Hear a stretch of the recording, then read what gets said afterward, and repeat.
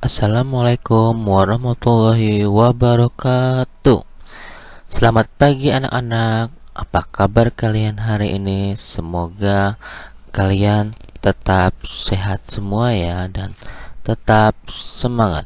Sebelum memulai pelajaran hari ini, kita berdoa terlebih dahulu. Berdoa dimulai. Berdoa selesai. Pada pertemuan kali ini, kita akan belajar tema 1, selamatkan makhluk hidup. Pelajaran IPA pada tema perkembangbiakan tumbuhan. Sebelum kita membahas tentang perkembangbiakan, kita terlebih dahulu mengetahui pengertian dari perkembangbiakan. Yang dimaksud dengan perkembangbiakan itu adalah suatu kemampuan makhluk hidup untuk memperbanyak keturunan agar tidak punah. Untuk materi perkembangbiakan kali ini, kita pelajari terlebih dahulu perkembangbiakan tumbuhan, di mana perkembangbiakan tumbuhan terbagi menjadi dua. Yang pertama, perkembangbiakan vegetatif atau perkembangbiakan dengan cara tidak kawin. Perkembangan vegetatif ini terbagi menjadi dua.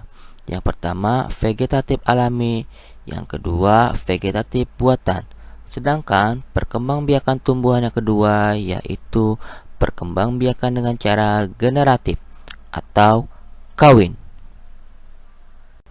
Kita awali dengan perkembangbiakan vegetatif pada tumbuhan. Perkembangan vegetatif pada tumbuhan itu memiliki beberapa ciri diantaranya. Perkembangbiakan secara vegetatif itu adalah perkembangbiakan tumbuhan tanpa melalui proses penyerbukan. Yang dimaksud dengan penyerbukan itu adalah peristiwa jatuhnya serbuk sari di kepala putik. Untuk ciri yang kedua, perkembangbiakan vegetatif ini hanya melibatkan satu induk saja. Sedangkan ciri yang ketiga, makhluk hidup ini baru berasal dari bagian tumbuh induknya. Karena itu, makhluk hidup baru memiliki sifat yang sama dengan induknya. Kita bahas satu persatu. Yang pertama, perkembangbiakan vegetatif alami pada tumbuhan. Perkembangbiakan secara vegetatif alami pada tumbuhan ini merupakan perkembangbiakan dengan cara tidak kawin, atau perkembangbiakan ini terjadi dengan sendirinya atau terjadi secara proses alami. Untuk perkembangbiakan tumbuhan secara vegetatif alami terbagi menjadi 8. Yang pertama, dengan cara membelah diri. Tumbuhan yang berkembang biak dengan cara membelah diri itu dengan cara membelah bagian tubuh menjadi dua bagian atau lebih. Tumbuhan yang berkembang biak dengan cara membelah diri ini hanya terjadi pada tumbuhan bersel satu, di mana tumbuhan ini ukurannya sangat kecil sekali, sehingga tidak dapat dilihat dengan menggunakan mata, tetapi hanya bisa dilihat dengan menggunakan alat bantu berupa mikroskop. Contoh tanaman yang berkembang biak dengan cara membelah diri adalah ganggang hijau. Yang kedua, spora. Spora itu sebetulnya mirip sekali dengan biji, tetapi spora ini ukurannya sangat kecil sekali dan sangat mudah diterbangkan oleh angin. Spora ini tersimpan di dalam sebuah tempat yang disebut dengan kotak spora atau sporarium. Tumbuhan yang berkembang biak dengan cara spora itu diantaranya tumbuhan paku, lumut, dan jamur. Yang ketiga, rizoma atau akar tinggal. Rizoma itu sebetulnya adalah batang yang tertanam di dalam tanah dan berruas-ruas, di mana pada bagian ruas ini terdapat tumbuh tunasnya. Contoh tumbuhan yang berkembang biak dengan rizoma itu diantaranya jahe, kunyit, temulawak, lengkuas, dan kencur. Yang keempat, umbi lapis. Umbi lapis merupakan umbi yang berlapis-lapis, yang tebal dan membentuk seperti batang, sehingga tanaman yang berkembang biak dengan umbi lapis diantaranya bawang merah, bawang putih, dan bawang. Yang kelima, umbi batang. Umbi batang sebenarnya adalah umbi yang tertanam di dalam tanah, di mana pada bagian umbinya ini dapat tumbuh tunasnya. Selain dapat digunakan sebagai alat perkembangbiakan, umbi batang ini juga dapat digunakan sebagai tempat untuk menyimpan cadang makanan. Contoh tumbuhan yang berkembang biak dengan umbi batang diantaranya kentang dan umbi. Yang keenam, umbi akar. Umbi akar itu sebetulnya adalah akar yang tersimpan di dalam tanah yang berfungsi untuk menyimpan cadangan makanan. Untuk umbi akar ini tidak berbuku-buku dan tidak berruas-ruas, sehingga tidak muncul tunasnya. Untuk mengembangbiakan umbi akar ini bisa dengan cara menyisakan sedikit bagian batang pada umbinya, kemudian ditanam, maka pada bagian batang ini akan tumbuh tunasnya. Contoh tanaman yang berkembang biak dengan umbi akar diantaranya singkong, wortel, dan lobak. Yang ketujuh, geragi atau stola. Geragi atau stola itu sebetulnya adalah batang yang tumbuh di atas atau di bawah permukaan tanah beruas-ruas. Pada bagian rumahnya ini dapat tumbuh tunas dan akar yang kemudian akan tumbuh menjadi induk baru. Contoh tumbuhan yang berkembang biak dengan cara geragi atau stolo diantaranya stroberi, semanggi, dan rumput teki. Yang kedelapan, tunas anak. Tunas ini tumbuh dari bagian batang yang tertanam di dalam tanah dan biasanya tumbuh pada bagian samping tanaman hidup. Contoh tanaman yang berkembang biak dengan cara tunas diantaranya pisang dan bambu. Yang kedelapan, tunas adventif. Tunas adventif itu merupakan tunas yang tumbuh pada bagian tumbuhan yang biasanya tidak tumbuh tunasnya, di mana tunas adventif ini tumbuh terbagi menjadi dua. Yang pertama adventif daun, yang kedua adventif akar. Adventif daun itu merupakan tunas yang tumbuh pada bagian ketiak daun, contohnya seperti tanaman cucur bebek. Sedangkan adventif akar itu merupakan tunas yang tumbuh pada bagian akar tanah, contohnya sukun dan cemara. Baik, kita lanjutkan perkembangbiakan vegetatif yang kedua pada tumbuhan, yaitu perkembangbiakan tumbuhan secara vegetatif buatan. Perkembangbiakan vegetatif buatan ini merupakan perkembangbiakan vegetatif pada tumbuhan dengan bantuan manusia, di mana perkembangbiakan vegetatif buatan ini terbagi menjadi 5. Yang pertama, mencangkok. Mencangkok ini hanya dapat dilakukan pada tumbuhan dikotil atau tumbuhan yang berkambium. Mencangkok ini merupakan perkembangbiakan tanaman dengan cara mengupas kulit batang. Kemudian pada bagian batang yang dikupas dilapisi dengan tanah yang subur dan dilapisi dengan menggunakan plastik atau sabut kelapa. Contoh tumbuhan yang dapat dikembangbiakan dengan cara mencangkok diantaranya mangga, rambutan, dan belimbing. Yang kedua, menyambung atau mengenten.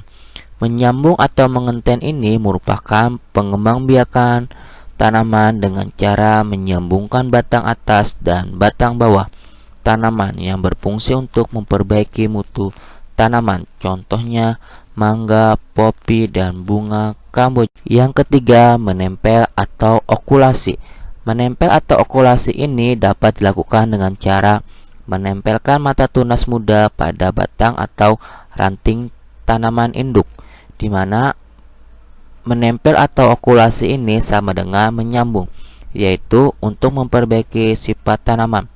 Contoh tanaman yang dapat dikembangbiakan dengan cara menempel atau okulasi itu diantaranya mangga, jeruk, dan durian. Yang keempat, stek. Stek merupakan perkembangbiakan tanaman dengan memotong bagian tertentu dari tumbuh-tumbuhan, di mana stek terbagi menjadi 2. Yang pertama, stek batang. Stek batang itu dilakukan dengan cara memotong batang tanaman kemudian ditanam di tanah. Contoh seperti ketela pohon atau tebu. Yang kedua, stek daun.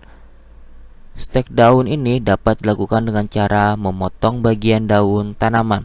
Contohnya seperti cocor bebek dan bunga sani. Yang kelima, merunduk. Merunduk merupakan pengembangbiakan tanaman dengan cara membengkokkan cabang batang tanaman dan memendam di dalam tanah. Setelah tumbuh akarnya, maka batang yang sudah dipendamkan ini dapat dipotong dan ditanam.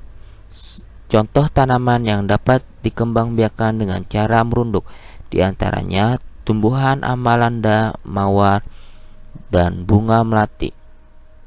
Kita lanjutkan untuk perkembangbiakan tumbuhan yang kedua, yaitu perkembangbiakan secara generatif pada tumbuhan. Perkembangbiakan secara generatif pada tumbuhan itu adalah perkembangbiakan dengan cara kawin, di mana perkembangbiakan secara generatif pada tumbuhan itu dapat dilakukan pada tumbuhan yang berbunga saja. Nah, ciri-ciri tumbuhan yang berkembang biak dengan cara generatif itu diantaranya perkembangbiakan generatif itu membutuhkan proses penyerbukan antara sel kelamin jantan dan sel kelamin betina. Yang dimaksud dengan penyerbukan tadi udah saya jelaskan di depan, yaitu merupakan proses jatuhnya serbuk sari di kepala putik. Adapun ciri-ciri yang kedua yaitu alat kelamin jantan pada tumbuhan itu berupa benang sari, sedangkan alat kelamin betina disebut putik. Baik anak-anak, sekarang kita pelajari bagian-bagian bunga, di mana bunga itu merupakan alat perkawinan pada tumbuhan. Untuk bagian-bagian bunga kita pelajari mulai dari bawah. Yang pertama, tangkai bunga ini berfungsi untuk menghubungkan batang dengan bunga. Kemudian, kelopak bunga ini berfungsi untuk melindungi bunga pada saat masih kuncup. Sedangkan putik ini berfungsi sebagai alat kelamin betina. Sedangkan benang sari berfungsi sebagai alat kelamin jantan. Yang terakhir yang paling atas sendiri itu disebut dengan mahkota bunga, di mana mahkota bunga ini sebagai alat perhiasan dan fungsi utamanya adalah untuk menarik perhatian serangga supaya membantu proses penyerbukan pada tumbuhan. Baik, kita lanjutkan lagi. Berdasarkan asal serbuk sari ini dibagi menjadi 4. Yang pertama, penyerbukan sendiri. Yang dimaksud dengan penyerbukan sendiri itu adalah proses penyerbukan pada bunga, di mana serbuk sari jatuh di kepala putik bunga itu sendiri. Contoh tumbuhan yang melakukan penyerbukan sendiri itu diantaranya bunga, mangga, jambu, dan bunga turi. Yang kedua, penyerbukan tetangga. Penyerbukan tetangga itu merupakan proses penyerbukan pada bunga, di mana serbuk sari jatuh di kepala putik bunga lain, tetapi masih dalam satu pohon. Contoh tanaman yang penyerbukan tetangga adalah contoh tumbuhan yang melakukan penyerbukan tetangga seperti bunga jagung dan bunga padi dan bunga kelapa. Yang ketiga, penyerbukan silang. Penyerbukan silang itu merupakan proses penyerbukan pada tumbuhan, di mana serbuk sari jatuh di kepala putik bunga lain yang sudah berbeda pohon tetapi masih satu jenis. Contohnya bunga melinjo, bunga kamboja, dan bunga pinus. Yang keempat, penyerbukan bastar. Penyerbukan bastar adalah penyerbukan pada bunga di mana serbuk sari jatuh pada bunga lain yang berbeda pohon, berbeda jenis tetapi masih memiliki kekerabatan yang dekat.